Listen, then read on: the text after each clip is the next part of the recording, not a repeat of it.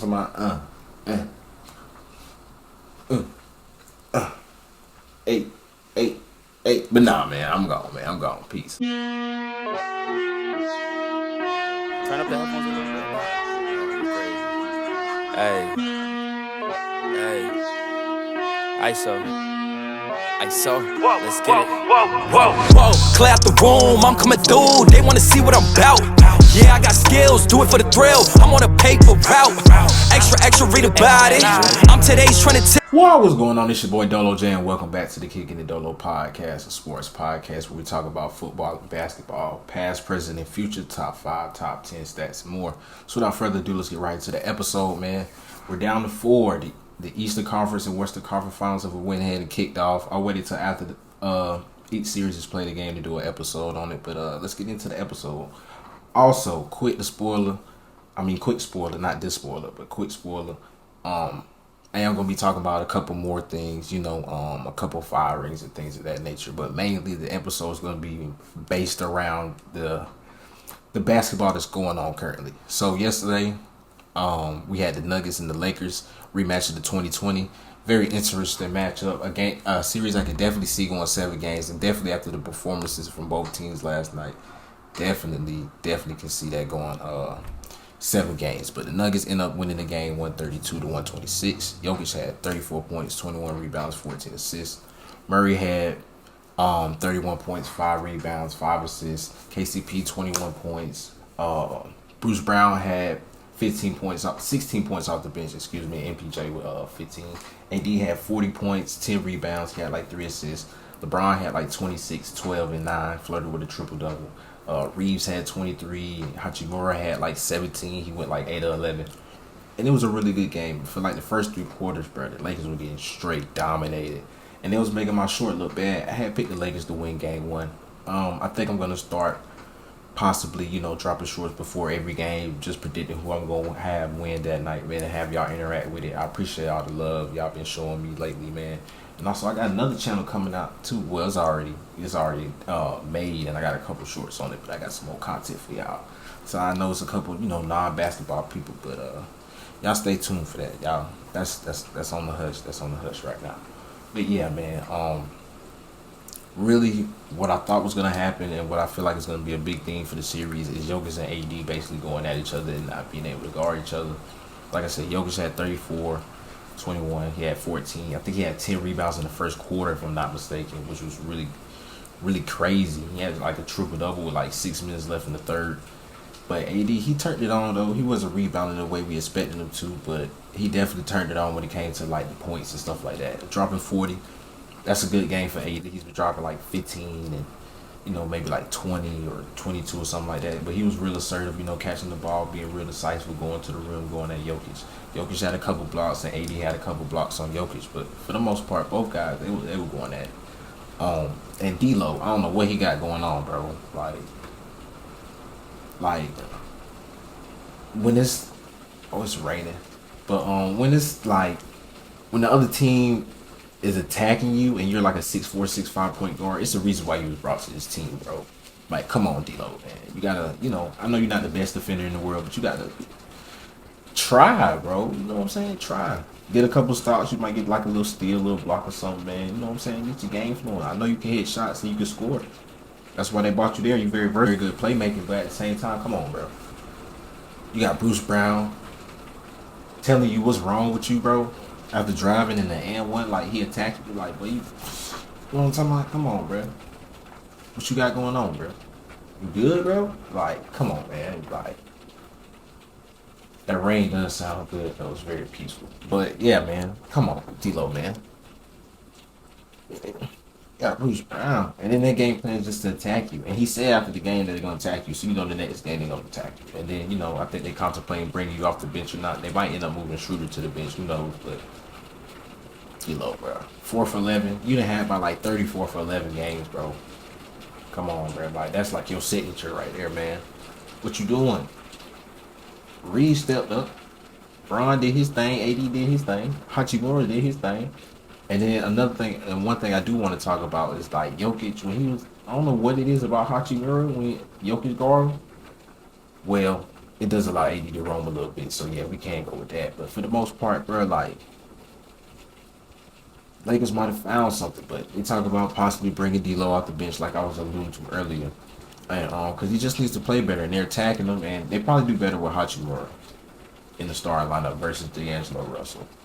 Now he's starting all his playoff games. I think I was watching Undisputed earlier today. I usually catch them on YouTube when I wake up in the and just have my little vibe, get ready, check up on my sports and stuff like that.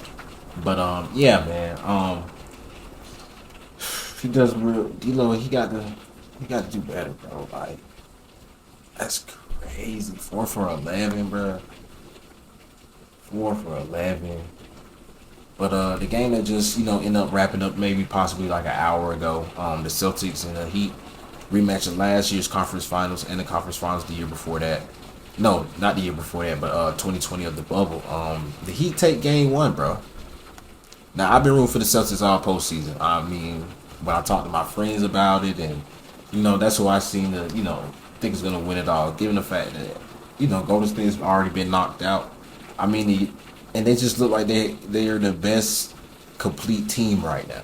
But the Nuggets have shown with the game that they had, last night technically, because it's still 4-12. Last night, that they could possibly contend with the Celtics, but at the same time they do have to get through the Lakers first, and I do expect the Lakers to bounce back. But back to the Heat and the Celtics game, bro. So Butler just turned up, bro. Now Miami took game 1, 123-116. Butler had 35, 5 rebounds, 7 assists, 6 steals, bro. 6 steals. Bam had 28, 5. Strus, Martin, Vincent, and Lowry all had 15 apiece. Tatum, he had 30. Brown had 22. They had Bradley with 19. I don't know what the Celtics had going on, bro. It's just like they folded at the end of the game, bro. Tatum had 3 crucial turnovers, bro, in a row. Left his feet, just looked very indecisive. Not coming off of a 51 point game, excuse me. You expected, to have a little bit more off. You know what I'm saying? Get the switch, you know what I'm saying? Matter of fact, I'm gonna cue the Desi Banks, bro. You know what I'm saying? Especially when you got Strus and stuff on them, and you just came off 51. Cue the Desi Banks, yes sir. But Jimmy Butler, he came out here and did his thing, bro. Couple threes, he had 2 threes. One in the corner where he just splashed that guy, and another one where it was like, I think it was like either a minute, like 40 seconds left, where he just shot the ball at the end of the shot clock, bro, and they just rattled in. I was like, oh yeah, this day night, they won. It was down big, and they came back and fought, bro. So Celtics, man. Second series in a row, man, where they just lose game 1, bro. It's just like they run out of gas. Jaylen Brown got injured. Bam fell on his arm, so we're going to have to pay attention to that. Robert Williams was getting his thing. Marcus Smart, he had 9 assists in the first half, bro. And no turnovers. He had like 3 points. I think he made like 1 3, or he probably got like an and 1. But for the most part, bro, Celtics should have won this game, bro. Celtics should have won this game. Like, there's no way. And then, Jimmy being Jimmy, bro, like, it's very hard, to stop his momentum once he gets going and once he gets his willpower. He's just like, yeah, I'm going to take this over. Bam was doing his thing, They was trying to double Bam, flashing that guy, dishing that guy. Because they're the 2 playmakers. The 2 best players are the playmakers. But, and Jimmy was just hitting shots. When the game got close, especially basically the last 7 minutes of the game, Jimmy Butler took over. Ball was in his hands almost every possession. Like basically what Reggie Miller and Jeff Van Gundy was alluding to, like the difference towards the end, bro. The ball was in Jimmy's hands. The ball was not in Tatum's hands like that. And when it was in his hands, he was being indecisive.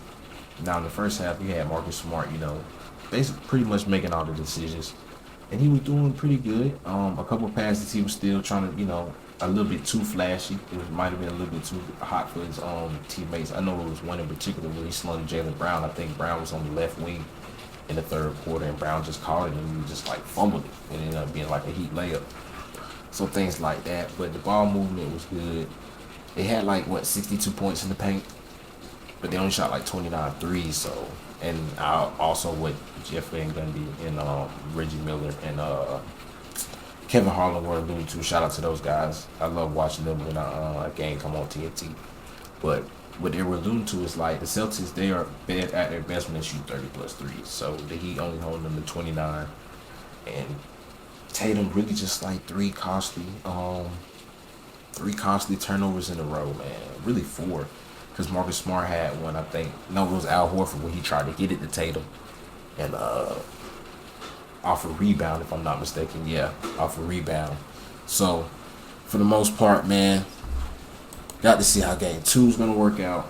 I really expect the Celtics to bounce back. I expect Tatum to bounce back, especially. I expect Al Horford to have a better game as well. And also Peyton Pritchard coming off the bench. How y'all feel about that? Y'all let me know in the comments down below. But Derrick White was in foul trouble. I think he had, 3 fouls in the first half? Or something like that. Or he had 2 fouls in the first half. He was in foul trouble. So, moving on to the next subject. Y'all already know what I'm about to talk about. I'm gonna just keep this real light.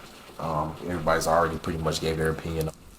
But John Morant flashing another gun, bro. Hey, boy. Boy ain't no way, boy. Boy ain't no way, boy.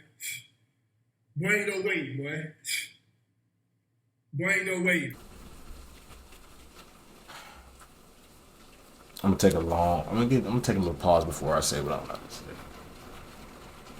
I really don't think Ja has to do what he's doing.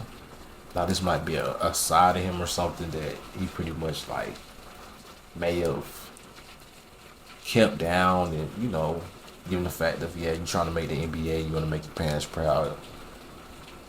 It might have been something inside of him that he always kind of wanted to do. I don't think it was in his best interest to do what he did, especially within the time frame in which he did it. I really ain't gonna give my opinion on it too much, other than the fact that I don't think he should have did it as everybody else would think. But as far as like call him stupid and things of that nature, I'm gonna refrain from that. I'm not gonna really too much touch into that. It was not the smartest thing to do. I'm gonna say that. I'm gonna say it was not the smartest thing to do. But come on, bro. Come on. So many people look up to you, bro. You got so much. The world is at your feet. You know what I'm saying? You 23 and I'm 25, bro. You know what I'm saying? I had a chance. It was a point in time where, I wanted to be a hooper. Of course, it didn't work out that way for me. But, I get to talk about sports. So, I still, but I wouldn't mind hooping. Not to say, you get a lot of money, bro, and they say money changes people. And I believe it does. It does change people. Money does change people. Sometimes it changes people for good reasons and in good ways, and sometimes it changes people for the bad and in the bad ways. You know what I'm saying? So, with that being said, bro, I just hope, eventually this is not a reoccurring thing, bro. Like, I don't know if he was in his right mind while he was doing it. I'm pretty sure he was aware of what's going on. But, given the fact that we have seen him drink a lot, who knows if he was intoxicated or not. But at the same time, man, I just really hope this is not another reoccurring thing, bro. Like, I just really hope it's something he can get past, something that's just like a distant memory. Eventually, I hope he, sits down and comes to the realization that he does have a lot to lose, bro. He got a lot to lose. He also has a lot to gain as well. And maybe if you look at it like that, gain everybody's respect back. Show that, people can overcome stuff that you was young and we don't make the best decisions when we're young, especially, But, yeah, man, I just hope, bro. Hopefully you learn. And one thing about his statement, I'm not going to quote it or nothing like that. They were saying, like, it was like an auto-generated statement. It was something I was seeing. I think it was on Twitter. And it was using like that Snapchat AI. I know if you have Snapchat, a lot of people have been, using it for various things. I've seen some people use it for prize picks. I've seen some people use it for as a cookbook per se. But yeah, man. And they was just saying, and they said, basically I messed up and I need an apology, and it was almost like verbatim, bro. So like that's crazy. That's crazy. But right, moving right along. We're going to go ahead and talk about the 76ers getting rid of Doc Rivers. Very, very shocking thing in my opinion. I didn't really expect that. I expected more, probably maybe James Harden to possibly leave and go back to Houston, which they are aggressively going to pursue him in free agency. Now Houston does have the fourth pick in the overall draft. Blazers have the third pick. Um, the Spurs have the second pick. I got to figure out who has the second overall pick. Oh, the Pistons. The Pistons have the second overall pick. Okay. I was wondering, bro. I was like, dang, bro, who got the second overall pick? But it's the Pistons. The Pistons have the second overall pick. But yeah, bro. Harden back to Houston, possibly. What does that leave Joel Embiid? Does Joel Embiid leave? Everybody knows he wants to play with Jimmy, but so if he does go to Miami, which is very, very hard to say, because Miami's first of all still playing basketball right now, so they might not make no additions, but it was a possible offseason addition. So where does that leave Embiid, bro? And also they said the Suns are eyeing the Suns are also eyeing James Harden, but they recently let go of Monty Williams. Now there's been a lot of speculations of getting rid of DeAndre Ayton, which I am all for. Ship him out of here. He got to go.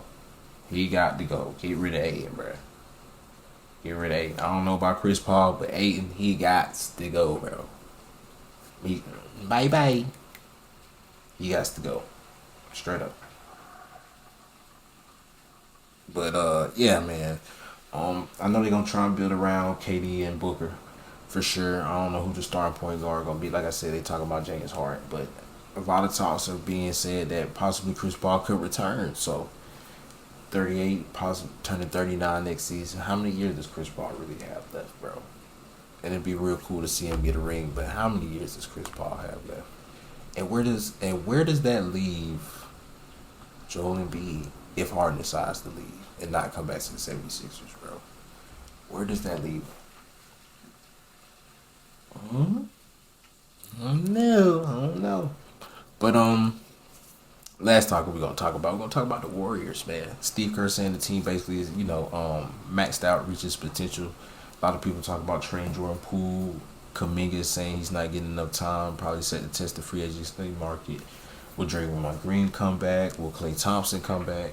And it was a quote I think said from Steve Kerr, if I'm not mistaken, basically saying like he's gonna have to come into this offseason with a different mindset and not rely on what usually has worked for him, given the fact that he's an older player. And yeah. And a lot of people saying basically he got to grow up. I wouldn't say he's acting like a kid. He does doing this a lot when people try to tell him stuff though, so people might say he's 4 years old. But he's not though. You know what the 4 means. I got 4 rings, bro.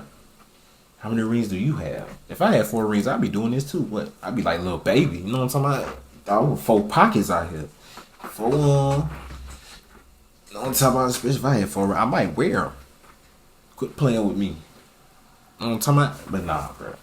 All honesty though, a lot of talk about trading Jordan Poole. Steve Kerr said they need Draymond Green back. He can opt in. I think he has a $23 million player option, 23.7 if I'm not mistaken. But him and Poole's relationship, Jordan Poole said out of his own mouth, said he can't really tell you about the relationship, man. So it's just been business, you know what I'm saying? We just been moving by. We're not really boys or nothing like that. It's not we got past it or nothing like that. It's nothing to the lawns of, yeah, we did it, which Steve Kerr also alluded to. Draymond broke the trust of certain teammates, and he was alluding to Jordan Poole. So you got to earn that back, which easier said than done. Also, Poole didn't play his best, and I think they were possibly getting on to him in the back in the locker room. I think when I was on Twitter, I seen a couple of tweets saying things of that nature, but it's going to be really interesting to see what the Warriors roster looks like this summer. I mean, yeah, after this summer, going into training camp next season, bro. Steve Kerr said they max out. So who do you get rid of? Poole? Do you get rid? I know they keeping Wiggins for sure. Wiggins came back from 2 months off and was hooping. So I'm keeping Wiggins off muscle. Him. You let Gary Payton go. I think Looney might have secured his spot if I'm not mistaken. He probably got a spot still. So They got a little explaining to do. But yeah, man, this has been your boy Dolo J. This has been the Kicking the Dolo podcast, man. Hopefully, my computer. I'm trying to keep my computer for. Okay, there we go. So I keep recording. But yeah, man. This has been your boy Dolo J. This has been episode 30 of the Kicking the Dolo podcast.